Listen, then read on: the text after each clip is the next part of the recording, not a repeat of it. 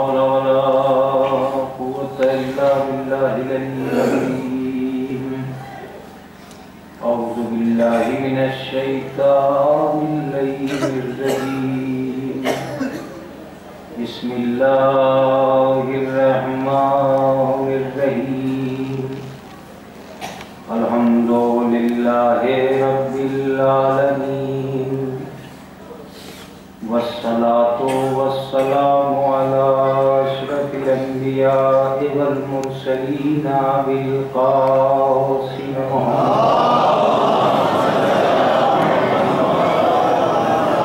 والصلاة والسلام على أهل بيته الطيبين الطاهرين المعصومين المظلومين المنتجبين المنتخبين.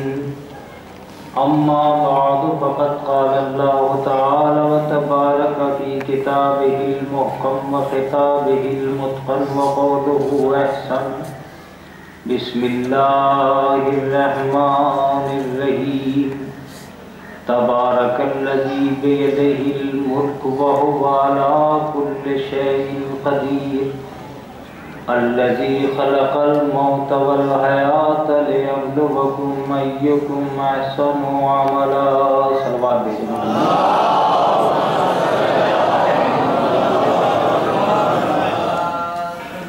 حضرات کرام قدر، یہ چونکہ ایک ایصال ثواب کی مجلس ہے، اس لیے میں نے چاہا کہ اسی طرح کی آیہ کریمہ عنوان کلام کے طور پر آپ کی خدمت عالیہ میں پیش کی جائے.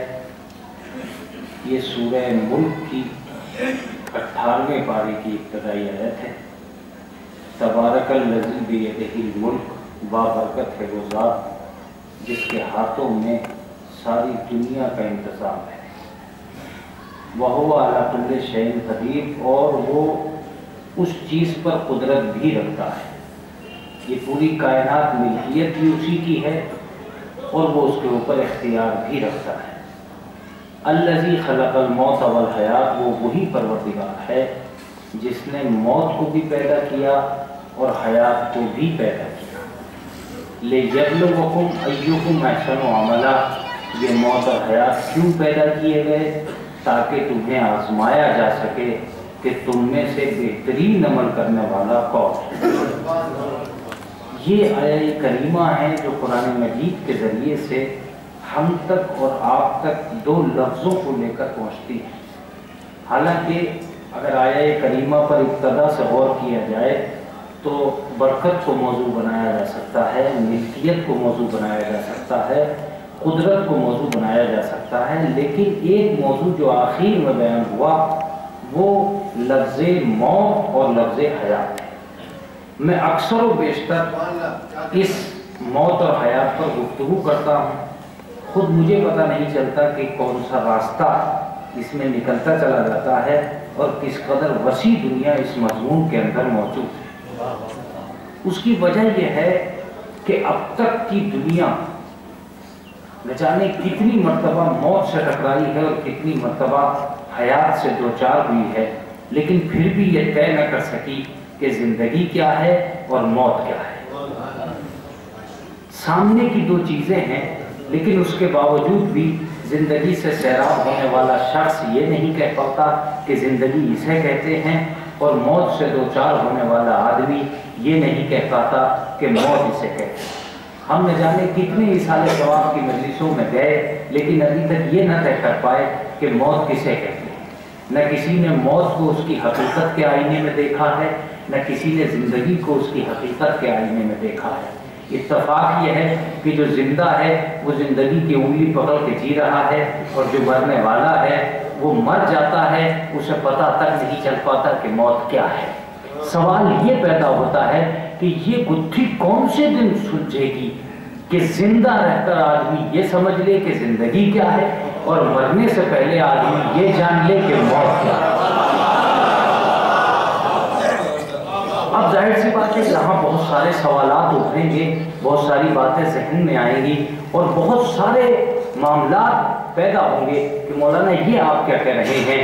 میں اس لیے کہہ رہا ہوں کہ وہ آدمی کیا زندہ ہے، جو یہ نہ جانتا ہو کہ زندگی کیا ہے۔ دوسرا لفظ شاید موضوع بن جائے، وہ آدمی کیا زندہ ہے جسے یہی پتا نہ ہو کہ زندگی کیا ہے، اور وہ آدمی کیا مرے گا جسے یہ پتا نہ ہو کہ موت کیا ہے۔ اب یہاں آپ کہہ سکتے ہیں کہ مولانا یہ بھی جاننے کی ضرورت ہے کہ موت کیا ہے، تو میں سمجھتا ہوں کہ وہ دوسرے ادیان ہیں جنہوں نے جینے کے سلیقے سکھائے، مرنے کے انداز نہیں سکھائے۔ یہ مذہب اسلام ہے جو جینے کا طریقہ بھی سکھاتا ہے، مرنے کا انداز بھی سکھاتا ہے۔ میں سمجھتا ہوں کہ بات تو مکمل ہو گئی ہے۔ مرنے کا انداز اسلام سکھاتا ہے۔ اسلام یہ نہیں کہتا کہ جیا کیسے جاتا ہے، وہ یہ بتاتا ہے کہ زندہ کیسے رہا جاتا ہے، لیکن یہ بھی بتاتا ہے کہ مرا کیسے جاتا ہے، یا لفظوں کو بدل کے یوں کہہ لیجئے کہ وہ کیا جیے گا جو یہ نہ جانتا ہو کہ زندگی کیا ہے، اور وہ کیا مرے گا جسے یہی پتا نہ ہو کہ موت کیا ہے۔ فیصلہ کن امور میں جب بات آتی ہے تو انسان الجھتا چلا جاتا ہے۔ آدمی کے ذہن و دل و دماغ میں یہ سوالات ابھرنے لگتے ہیں کہ صاحب زندگی کی تلاش کرو، موت کی تلاش کرو، زندگی کیا ہے اور موت کیا ہے۔ میں اپنی قوم کی ترجمانی کرتے ہوئے یہ لفظ کہتا ہوں تاکہ مجلس ہو جائے اور ہمارے اور آپ کے بیٹھنے کا حق ادا ہو جائے۔ وہ کیا ہے کہ جو قومیں مرنا نہیں جانتی انہیں دنیا جینے نہیں دیتی۔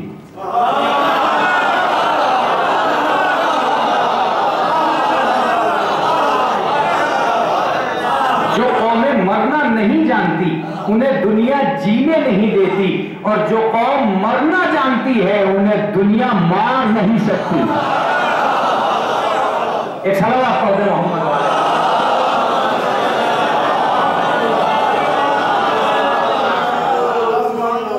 جس میں مرنے کا جذبہ نہیں ہے اسے کون جینے دے گا، لیکن جس میں مرنے کا جذبہ ہے اسے مارے گا کون؟ اس لیے کہ جو خود ہی مرنے کے لیے آیا ہے۔ شاید اسی لیے پہلا تصور اسلام نے پیدا کیا، انا للہ و انا الیہ راجعون۔ تم صرف اپنی زندگی کے آغاز سے لے کر انجام تک ایک نظر رکھو کہ ہم اللہ ہی کی طرف سے آئے تھے، اللہ ہی کی طرف جائیں گے۔ تو ظاہر سی بات ہے اب دنیا میں کوئی چیز تمہیں الجھا ہی نہیں سکتی، اس لیے کہ جس کے سامنے اللہ ہوتا ہے اسے بندے پریشان کیا کریں گے؟ اسے بندے کیا پریشان کر سکتے ہیں جو اللہ ہی کی طرف سے آیا ہے اور اللہ ہی کی طرف جانا ہے۔ شاید میں اپنی بات کو مکمل نہیں کر پایا، اس لیے مجھے معصوم کے قول کا سہارا لینا پڑ رہا ہے۔ امام حسین فرماتے ہیں کہ پروردگار اس نے کیا پایا جس نے تجھے کھو دیا، اور اس نے کیا پایا جس نے تجھے پا لیا۔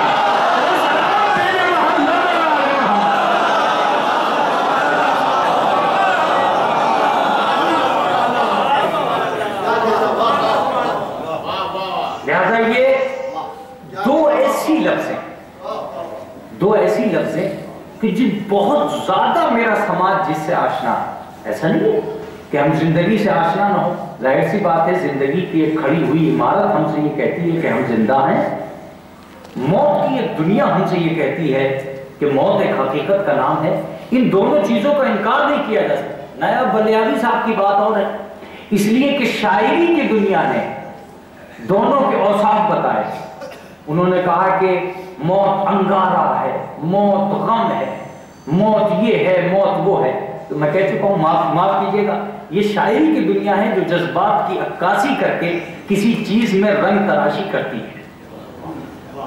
لیکن شاعری کی دنیا سے ہٹ کر میں ایک حقیقت کا اعلان کرنا چاہتا ہوں اپنے چھوٹے بھائیوں کے درمیان کہ موت اگر واقعاً غم، حادثہ، المناک منظر، رونے اور طوفان اور بربادی کا نام ہوتا تو خالق کائنات لفظ موت کو اپنے ذریعے سے پیدا کرنے کا اعلان نہ کرتا۔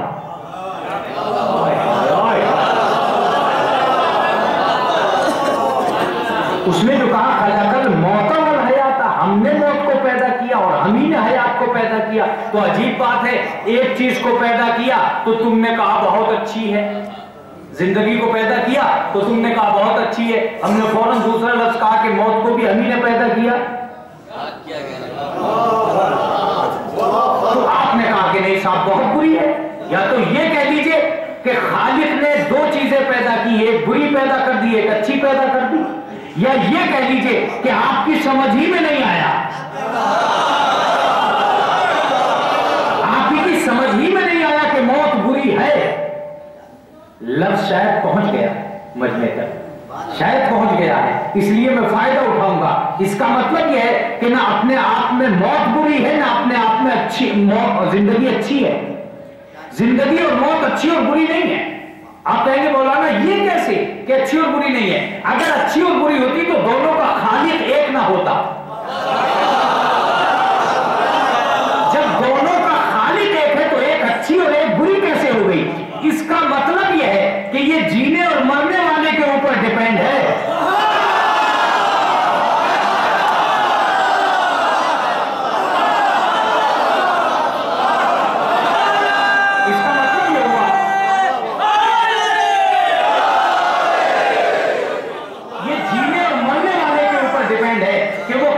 زندگی اپناتا ہے، کون سی موت اپناتا ہے۔ بات پوری ہو گئی، کون سی زندگی اپنا رہا ہے، کون سی موت اپنا رہا ہے۔ ہو سکتا ہے کہ کسی کی زندگی بہت بری ہو، موت بہت اچھی ہو، اور یہ بھی ہو سکتا ہے کہ کسی کی زندگی بہت بری ہو، موت بہت اچھی ہو۔ یہ اپنے اوپر بات ہے کہ بہت سے زندہ ایسے ہیں کہ زندگی بری ہے،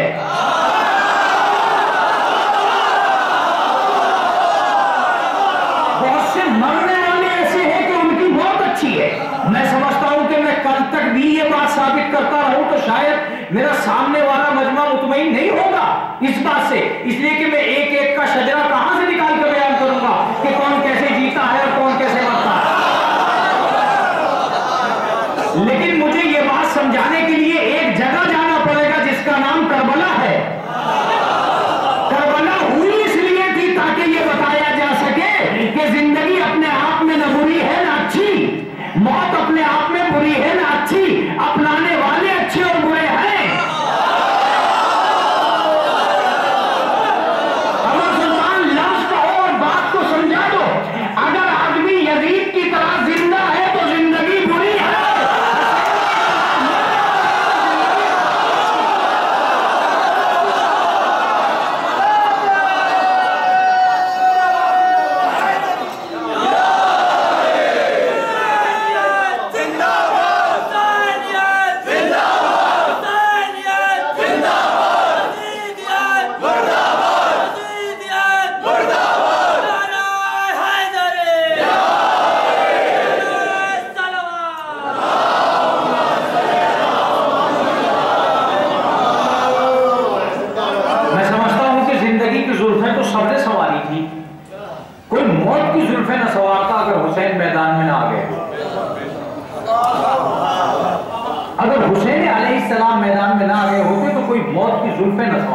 یا لفظوں کو بدل کے یوں کہہ دوں، انسان کو شاید جینا تو آ گیا تھا، مرنا نہیں آیا تھا۔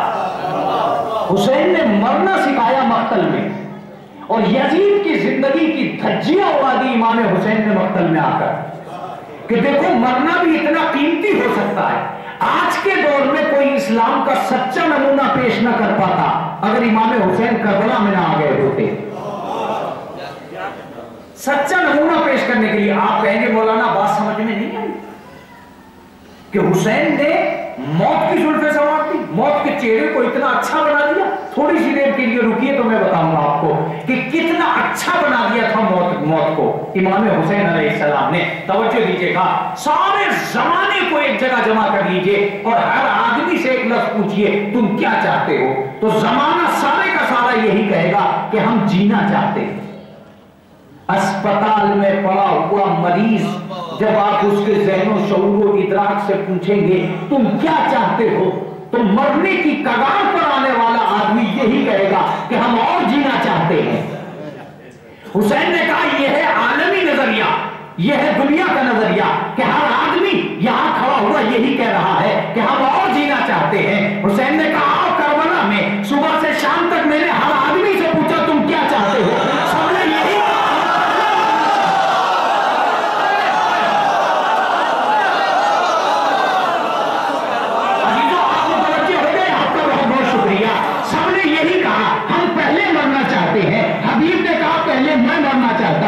زہر نے کہا پہلے میں مرنا چاہتا ہوں، اور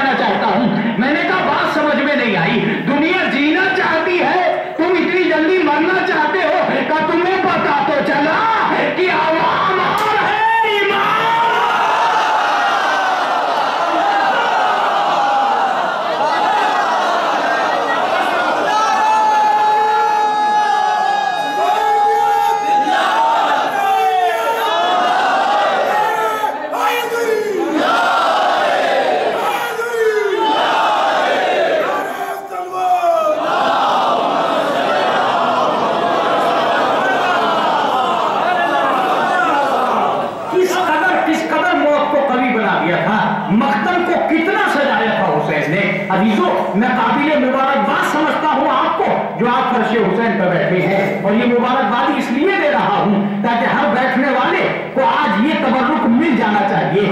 سوچو تھوڑی سی دیر کے لیے, جو حسین موت کو اتنا سجا سکتا ہے وہ زندگی کو کتنا سجا دے گا,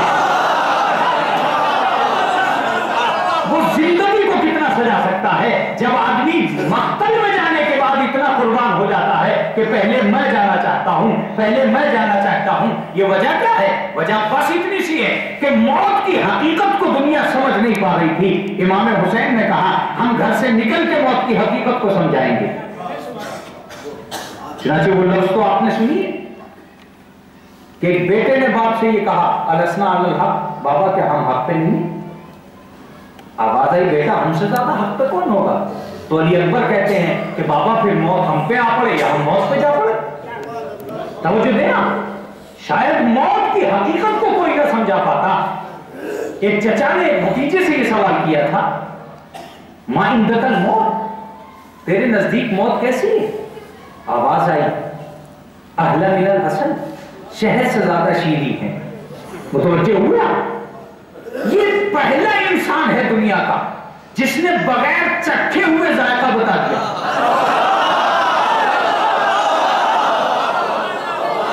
کتنا بیدار مجمع قبلہ نے مجھے دیا ہے, مجھے خود احساس ہو رہا ہے مجلس پڑھ کر. توجہ دیجیے گا, احلی من العسل, شہد سے زیادہ شیریں ہے. ایک قاسم کیا موت چکھنے کی چیز ہے؟ کہ جس نے چکھ لی وہ تو بتانے کے قابل ہی نہیں رہا.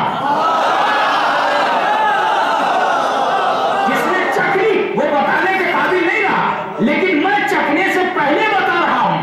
اس کا مطلب یہ کہ موت کو پہلے سمجھو بعد میں نہیں. موت کو پہلے سمجھو بعد میں نہیں. جس نے زندگی میں موت کا ذائقہ نہ چکھا وہ مرا ہی نہیں. مرے گا وہی جو موت کو زندگی میں سمجھ لے. میں نے کہا قاسم کہنے کا چاہتا ہوں کہ آج اعلان کر رہا ہوں اگر موت میٹھی ہے تو تلاش کرو کہیں نہ کہیں کڑوی بھی ہے. میں نے کہا کہاں کڑوی ہے کہاں میٹھی؟ کہ یہ تو ساتھوں میں کہاں کھڑا ہوں. اگر آدمی حسین کے ساتھ ہے تو میٹھی ہے.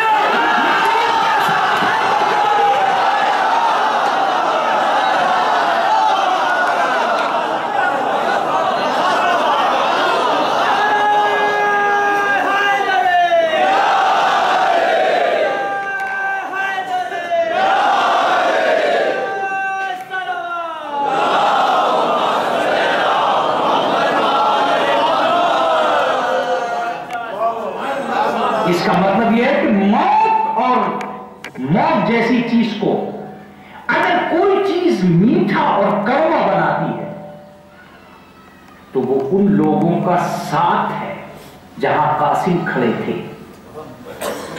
قاسم نے امام حسین کے ساتھ کھڑے رہ کر یہ اعلان کیا کہ موت اگر میٹھی ہو سکتی ہے تو بس اور بس ایسی جگہ پہ ہو سکتی ہے جہاں حسین ہوں. اس کا مطلب زندگی کا بہترین عقیدہ موت کی کڑواہٹ کو ختم کرتا ہے, ورنہ نہیں کر سکتا. یہ کہنا کہ صاحب موت ایک بھیانک منظر ہے, موت ایک خوفناک ماحول ہے, نہیں. موت کی حقیقت سے ناواقفیت کا اعلان ہے یہ کہ یہ خوفناک منظر ہے. خوفناک منظر نہیں ہے. اگر ہم موت کی حقیقت سے واقف ہیں تو ہمیں یہ چاہیے کہ ہم اس کو وہی سمجھنے کی کوشش کریں. اللہ اگر پروردگار عالم اگر چاہتا ہے تو جیسے چاہتا ہے ویسے موت آ جائے. یوں موت سے کنارہ کش ہو جانا یہ تو کسی کے بس کا کام نہیں. پروردگار عالم تو اعلان کر چکا ہے کل من علیہا فان, ہر چیز فنا ہو جائے گی. وَيَبْقَ وَجْهُ رَبِّكَ ذِي الْجَلَالِ وَالْإِكْرَامِ, ہاں اگر کوئی چیز باقی رہے گی تو وہ تیرے رب کا چہرہ باقی رہے گا. کون ہے کہ جو موت سے دو چار نہیں ہوگا؟ لیکن موت کا لفظ رسول اللہ کے لیے قرآن مجید میں آیا, رسول اللہ کے لیے آیا. اے میرے حبیب یہ سب مریں گے اور تمہیں بھی موت آنا ہے. موت کے لفظ کا رسول اللہ تک پہنچنا اس بات کی دلیل ہے کہ موت ایک حقیقت کا نام ہے. اگر حقیقت کا نام ہے تو اب ہر آدمی کو یہ سوچ لینا چاہیے کہ کیسی موت ہو کیسی زندگی. مجلس تو ہو چکی ہے، میں چاہتا ہوں کہ اپنے بچوں تک پہنچ جاؤں کسی بھی طرح. کیسی موت ہو کیسی زندگی. تو سب سے پہلا سوال جو اس کائنات میں اٹھتا ہے وہ یہ ہے کہ پہلے مولانا یہ بتائیے کہ زندہ کون ہے. میں نے کہا اگر یہ سوال نہ اٹھا کہ زندہ کون ہے تو یہ سوال بھی نہیں اٹھے گا کہ مردہ کون ہے. آدمی کے زندہ ہونے اور مردہ ہونے کی جو علامتیں اس زمانے نے طے کر رکھی ہیں، میں یہ دعوے سے کہہ سکتا ہوں کہ آج دنیا دو ڈگر پہ چل رہی ہے. ایک اس کی دین کی ڈگر ہے، ایک اس کی دنیا کی ڈگر ہے. اتفاق کے بات یہ ہے کہ جب وہ دنیا کے آنگن میں ہوتا ہے تو دین کا شور مچاتا ہے، اور جب دین کے آنگن میں ہوتا ہے تو دنیا کا شور مچاتا ہے. ملاؤں کا بازو پکڑ کے یہ کہا جاتا ہے کہ دنیا میں آؤ، اور بازار کے تاجروں سے یہ کہا جاتا ہے کہ مسجدوں میں آؤ. عجیب کنڈیشن میں تم ہمیں جلانا چاہتے ہو.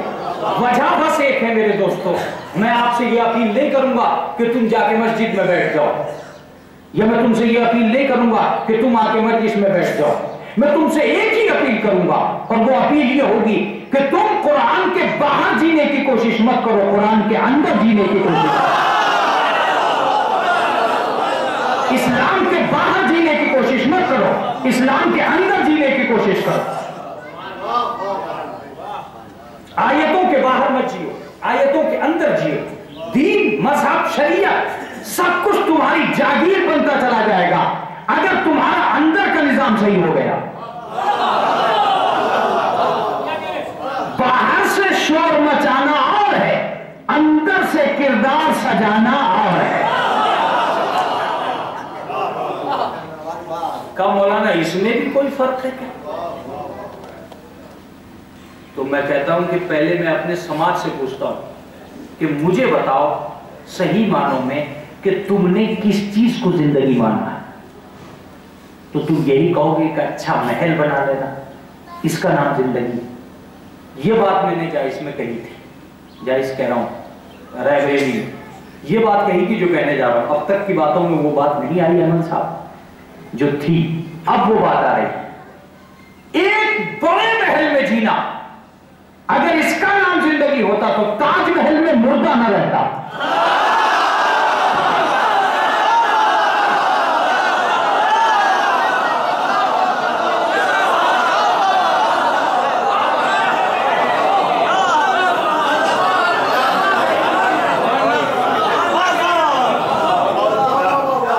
اس کا مطلب یہ ہوا کہ محل دلیل حیات نہیں ہے، محل دلیل زندگی نہیں ہے. محل کو لے کر آپ یہ نہیں کہہ سکتے کہ وہ زندہ ہے. تو مولانا اگر محل دلیل حیات نہیں ہے تو یہ کیوں بنے محل؟ یہ میں نہیں جانتا کیوں بنے محل، لیکن میں اتنا ضرور جانتا ہوں کہ جس چیز پر آپ نے سب سے بڑا دار و مدار زندگی کا رکھا تھا وہ تو فنش ہو گئی، ختم ہو گئی، اس کا نام زندگی نہیں ہے. اب آپ کا یہ کہنا کہ صاحب مولانا یہ چلنے پھرنے والا، یہ اکڑنے والا، یہ بھاگنے والا، یہ دوڑنے والا، اس کا نام زندگی ہے. تو میں کہہ رہا ہوں کہ قرآن کے باہر جینا ہو تو اسی کو زندگی کہو، اور اگر ایک لمحے کے لیے قرآن کے اندر چلے گئے تو تمہیں پتہ چلے گا کہ ہر بھاگنے والا، ہر اکڑنے والا، ہر کودنے والا، ہر اچھلنے والا، اس کو قرآن نے کبھی زندہ مانا ہی نہیں ہے.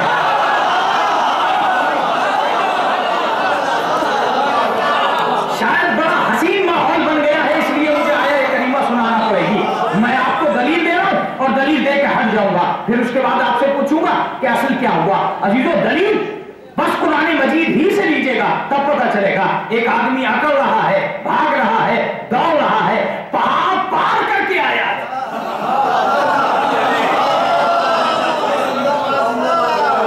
رسول اللہ کے سامنے آ کے کھڑا ہوا اور کھڑے ہو کے یہ کہہ رہے ہیں سارے کے سارے، یا رسول اللہ معاف کیجیے گا، یہ بات ہو گئی تھی اس لیے پیچھے رہ گئے تھے، یہ بات ہو گئی تھی اس لیے آپ کی مدد نہ کر سکے، یہ بات ہو گئی تھی اس لیے معذرت کر رہے ہیں. قرآن مجید نے آ کر رسول اللہ کو روکا، اے میرے حبیب لا تسمع الموتى، مردوں کی باتیں نہ سننا.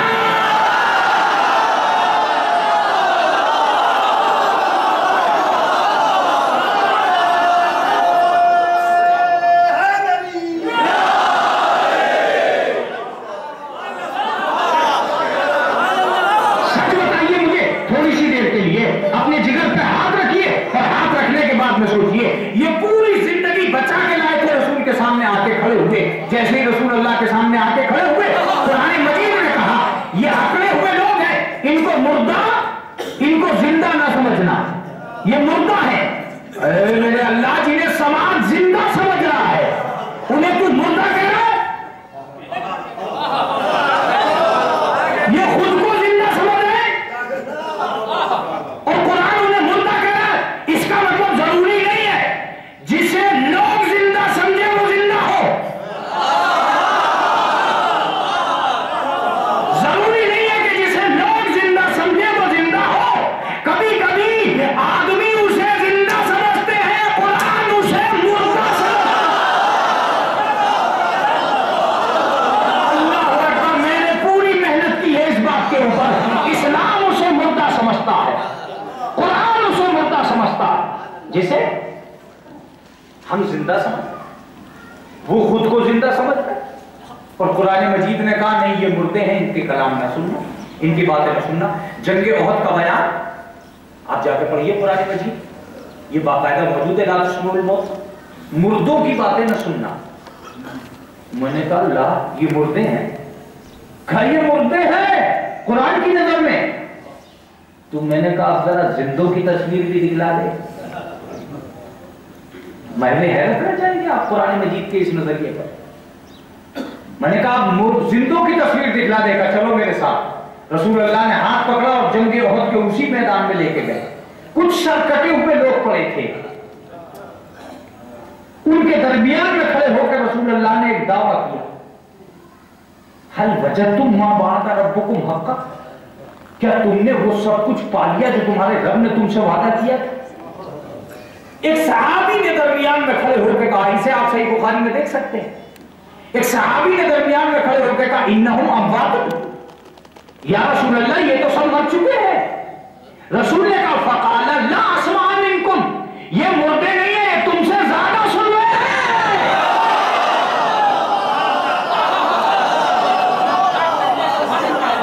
کیا حسن سے مجلس پہنچ رہی ہے.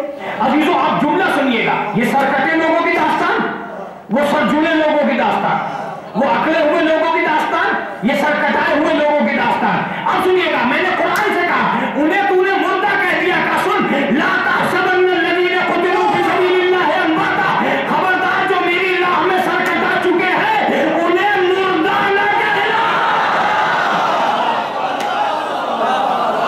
ارے عجیب بات ہے, جنہیں دنیا مردہ کہہ رہی تھی انہیں قرآن زندہ کہہ رہا تھا, اور جنہیں دنیا زندہ کہہ رہی تھی انہیں قرآن مردہ کہہ رہا تھا کہ یہ زندہ ہے. اب آپ کی سمجھ میں فرق آیا کہ نہیں آیا مولانا؟ میں بتاتا ہوں فرق کیا. اگر آپ کی سمجھ میں آ گیا, میرے چھوٹے بھائی کی سمجھ میں آ گیا, مقصد کا حق ادا ہو جائے گا. دونوں جگہ میں نے ایک چیز دیکھی, جو اپنی زندگی بچا کے لائے رسول کو ہٹا کر, جو اپنی